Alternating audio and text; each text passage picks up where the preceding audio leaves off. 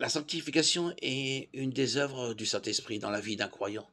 L'Esprit s'oppose au désir de la chair et conduit le croyant dans la justice. Galates 5, 16, 18.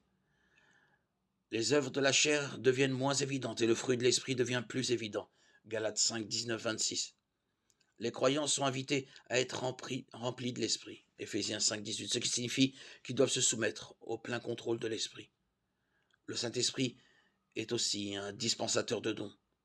Il y a diversité de dons, mais le même Esprit. 1 Corinthiens 12, 4. Les dons spirituels que possèdent les croyants sont donnés par le Saint-Esprit, comme il le détermine dans sa sagesse.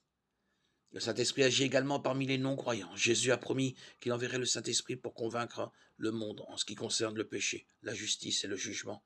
Jean 16, 8. L'Esprit témoigne du Christ en dirigeant les gens vers le Seigneur. Jean 15, 26. Actuellement, le Saint-Esprit freine également le péché et combat la puissance secrète de l'anarchie dans le monde.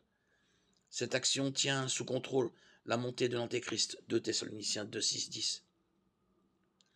Le Saint-Esprit a un rôle majeur, celui de donner aux croyants la sagesse grâce à laquelle nous pouvons comprendre Dieu.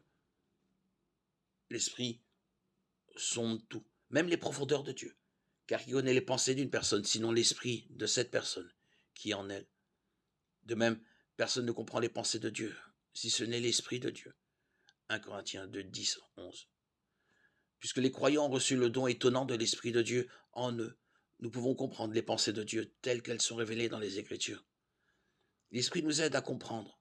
C'est la sagesse de Dieu, plutôt que celle de l'homme. Aucune connaissance humaine ne pourra jamais remplacer l'enseignement du Saint-Esprit. 1 Corinthiens 2, 12, 13.